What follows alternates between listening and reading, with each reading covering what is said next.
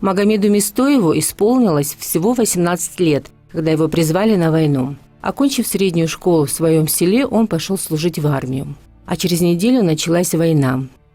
Война, которая унесла миллионы жизней. Мистоев Магомед Эдельгереевич доводится мне родным дядей по отцу. Родился он в 1921 году в селе Барсуки Назрановского района. А 19 июня 1941 года его призвали в армию. Через несколько дней ему пришлось вступить в бой с фашистами на западной границе. Неподготовленный, не имея воинского опыта, ему пришлось своей отвагой добиваться места в строю. В июле 1941 года началась война, которая позже войдет в историю России как Великая Отечественная. Она длится 4 года и завершится победой над фашизмом, достигнутой ценой жизни миллионов людей, ценой великого подвига народов Советского Союза, людей разных национальностей и вероисповеданий, сплоченных в едином патриотическом порыве защитой своей общей родины. Конечно, каждый из них защищал свою страну в целом, оборонял свой дом, свою семью, свой город, а представитель Северного Кавказа – свой народ, свой край, свою землю. Но все вместе они делали общее дело, защищали свою родину, и каждый показал всю мощь, отвагу и мужество. Многие из них отличились своей смелостью. Среди них и Магомед Мистоев, которого за эти качества прозвали Ингушским орлом. В одном бою, ожесточенном бою, он получил тяжелое ранение. Но, подлечившись, он вновь вернулся в строй и вплоть до 1944 года проходил службу. Он воевал в 19-й армии под командованием маршала Конева на Киевском направлении. 7 июля 1941 года началась Киевская оборонительная операция войск Юго-Западного фронта. Героическая оборона Киева Красной армией, сковав значительные силы немцев, 2 месяца задерживала их наступление на главном московском направлении. В 1961 году была учреждена медаль за оборону Киева. Это было тяжелое время, когда каждый день приносил новые испытания. Армия сражалась за каждый метр родной земли, отбивая атаки врагам. Солдаты, измотанные боями, продолжали стоять насмерть, зная, что от их стойкости зависит судьба страны. Несмотря на потери и трудности, армия шла вперед, освобождая города и села. Вклад Магомеда Мистоева в эту победу был неоценим, как и подвиг каждого солдата, сражавшего за свободу Родины. На фронт он пошел простым солдатом, но вскоре командование заметило, что Магомед не только смелый и бесстрашный боец, но и отличается аналитическим умом, не теряет самообладание и трезвость ума в самых критических ситуациях, и направила его дальше служить в контрразведке. Вот мой дед стоит, который погиб в 19 году. Это его брат. Вот наша семья. Вот стоит тетя моя. Вот моя бабушка сидит, мать Магомеда. Это сестра Магомеда. Это сестра Магомеда. Вот Магомед сам подросток. Вот двоюродной брат. Вот родной брат. Это сестра. Это племянник. Его семья. Это тоже, это другая, но фотография такая же. Это вот брат и сестра его, Тухан и Банати. А сам Магомед, покажите сам отдельную Магомед фотографию. У нас, вот он. Вот военная форма его. Вот он сам с сестрой и матерью. Вот наш дедушка. Он у нас был в музее, сейчас не знаю, в музее есть фотографии, но они лежат на полке. Это уже тоже мой отец. То, что у нас есть. Вот отец, дядя мой. Вот это мой отец, а это дядя. Угу. Фотография, что кто? А тут я просто сняла фотографию, 2 сына и отец. Дедушка мой, дядя мой и отец мой. Война – это время, когда люди и животные становятся ближе друг к другу, когда границы между мирами стираются, и на первый план выходят инстинкты выживания, преданности и сострадания. Именно в такие моменты рождаются истории, которые остаются в памяти навсегда. Это произошло в разгар боевых действий. Наш герой, молодой солдат Магомед Мистоев, был отправлен на передовую. Он был одним из тех, кто добровольно пошел защищать родину, оставив дома семью, мечты и планы на будущее. Война не щадила никого, и Магомед уже успел увидеть смерть товарищей, почувствовать горечь потерь и страх перед неизвестностью. Но он продолжал идти вперед, потому что знал, за его спиной дом, семья, мир. Мир, который нужно защитить. В одном из боев их подняли в атаку, и в это время его ранило. Он лежал раненый в поле боя, без сознания. И когда он начал приходить в себя, он почувствовал, что его лижет по лицу. И, открыв глаза, увидел собаку. А эти были обученные собаки, санитарные, специально обученные, чтобы выносить раненых с поля боя. И он своим, ну, по рассказу я знаю, рассказывал он, когда вернулся с фронта, и с своим автоматом, ну, лег на сани, повернулся, лег на сани. Эта собака среди этих взрывов и доставила его на медсанбат. Вот рассказывал он, эпизод такой был. Да. Наш герой с войны возвращался не раз, с ранами, которые болели не только телом, но и душой. Он видел столько боли, столько потерь, что казалось, будто война навсегда поселилась в его сердце. Но каждый раз возвращался назад, не мог оставить своих боевых товарищей, людей, которые стали его второй семьей. Однако в последний раз все изменилось. Вернувшись на костылях после тяжелого ранения домой, вместо возвращения на фронт его ждала ссылка в Казахстан. Далекие степи, чужие лица, тоска по дому, который стал теперь недосягаем. Он снова шел, но уже к неизвестности. Война забрала у него не только здоровье, но и право на жизнь в родных краях.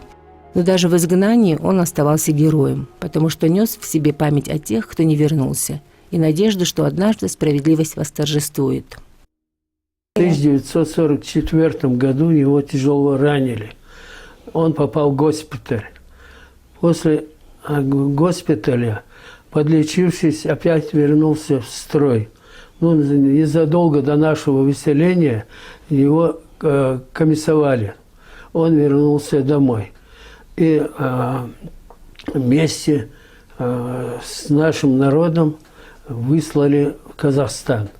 В Казахстане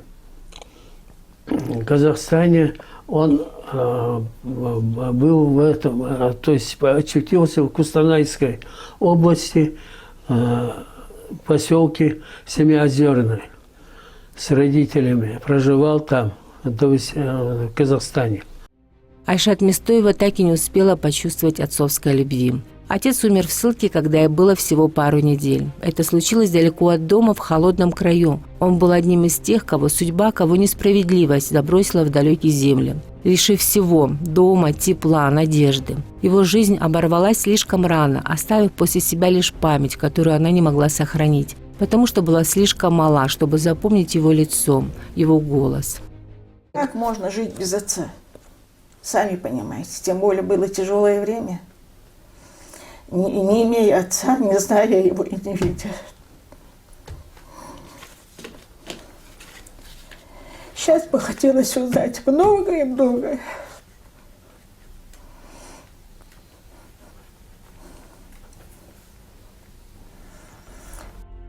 Дедушка, человек с твердым характером и непоколебимыми принципами, оставил после себя не только память, но и наследие, которое теперь живет в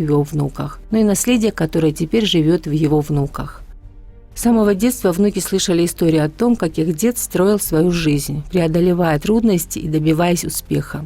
Он был примером для подражания, человеком, который своим трудом и упорством заслужил уважение окружающих. Его дело стало не просто работой, а частью его души. И теперь, спустя годы, внуки решили пойти по его стопам. Война была с Зеникиным у нас. С Зеникиным была война, и вот он защищал нашу родину. В Плиеве его убило в 19 году. Так, вот по его стопам пошел его сын, по его получается. стопам пошел наш отец, его сын. По его стопам также пошел племянник Башира Мистоева, сын Ильяс. Также пошли мои два внука. Или Анзорик и Адам. То есть сейчас они Сейчас на СВО? они старшие, да, в Курске, младшие пока в Рязани.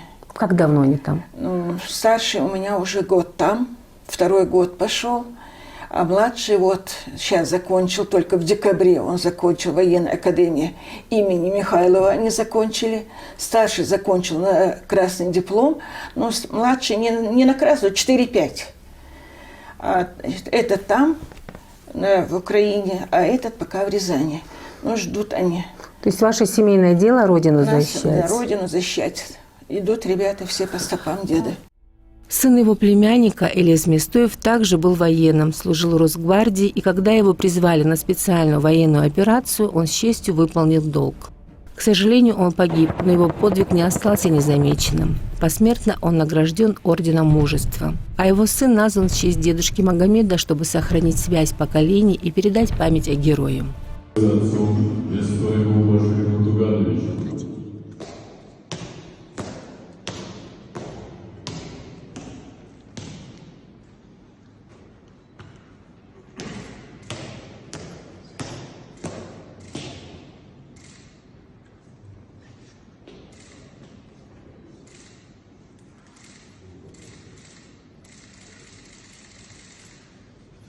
В 22 году, когда началась операция СВО, и он служил в Росгвардии, Мистоев Элиас Баширович. Оттуда он уехал на Украину. 9 сентября 22 года он погиб в Харьковской области, Балаклей, город Балаклей, по-моему. И когда вот проезжаешь, есть рекламы у нас по телевидению в городе, приятно было видеть портреты этих ребят, которые отдали свои жизни на СВО. К сожалению, в военные годы многие документы о наградах были утеряны, о чем очень сожалеет дочь Магомеда. Осталось лишь пару фотографий и воспоминания. Ну, когда они садятся, все наши собираются, все начинается с бабушки нашей. Муалу была такая, Муалу была такая. Потом идет Тухан, про него брат, и Магомед. А тут уже заканчивается Магомедом и слезами. Про отца могу рассказать то, что бабушка рассказывала. Отец был тяжело больной, у него ранение было, 3 ранения. Первое у него голень была, но он на костылях вернулся, опять в часть вернулся. Второй раз у него было не такое сложное ранение, а третье было уже в сердце. Когда его завезли в санчасть, ему врач сказал: «Мистоев, если мы тебя оперируем, ты можешь на столе скончаться, а так ты проживешь сколько сможешь». И вот он с этой осколкой ходил до 1953 года. Этот осколок, мама говорила, всегда ему давило сердце. И вот ему было плохо, и он умер. Он был тяжело больной, лежал в постели, и он спрашивает: «Что будешь кушать? Что ты хочешь?» И он сказал матери: «Я хочу галетное печенье». А почему галетное, не знаю. Бабушка ушла с поселка в другой поселок, чтобы купить ему печенье. По железной дороге. Она пошла, купила это печенье и шла назад домой. Уже стемнело. Оказывается, было поздно. Она идет по дороге и плачет. И тут ей навстречу 3 волка. Встретили ее 3 волка. Она идет с ними, разговаривает. Мол, пустите меня домой, дайте мне добраться до дома, у меня сын тяжело больной, хочет печенье. Я, говорит, плачу, они, говорит, воют. Я, говорит, останавливаюсь, они, говорит, останавливаются. Я, говорит, когда уже дошла до ворот, я, говорит, сказала: «Вы не уходите никуда, сейчас я вас угощу. Вы меня домой пустили живой». Она зашла к внуку и говорит: «Султан, зарежь вон того барана, просто шкурку сними и выкинь волкам. Они уйдут сами». Он снял шкуру и выкинул. Они взяли этого барана, развернулись и ушли. Это мать рассказывала, бабушка рассказывала до последних дней. Это мы историю все знаем. Вот он после этих печеньев прожил неделю, по-моему, и все. Все же Айшат Мистоева не теряет надежды и продолжает поиски хоть каких-либо следов о своем отце, но пока безрезультатно. По рассказам, он был офицером, лейтенантом. Его наградили там орденом Красного Знамени. Но к сожалению, не сохранилось ничего. Когда нас выселяли, наверное, там растеряли все. Отца в архиве нигде я не могу найти. Не, как говорится, мемориальная доска этого отца. Нету его нигде. А почему? Он же воевал, был на войне. Писали вот эти письма. Вот 2 ответа мне, которых пришло, и все. Второй ответ там, по-моему. То, что я получила, что не могут его нигде найти. Но как не могут найти живого человека, если он был на войне? Вот что я получила, и вот это все. Не знаю, этот человек же не иголка. Ветераны оставили нам бесценный пример того, какими должны быть настоящие патриоты. Их жизнь – это урок мужества, преданности и беззаветной любви к родине.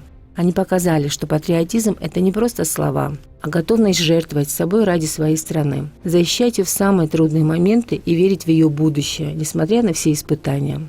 Наш герой, прошедший войну, стал олицетворением этой верности. Он сражался за мир, за свободу, за тех, кто остался дома. Но война оставила глубокий след в его жизни, и в 33 года он ушел из-за болезни, ставшей следствием пережитого. Его жизнь оборвалась в Казахстане, далеко от родной земли, но память о нем навсегда останется в сердцах тех, кто знал его и кто ценит его подвиг.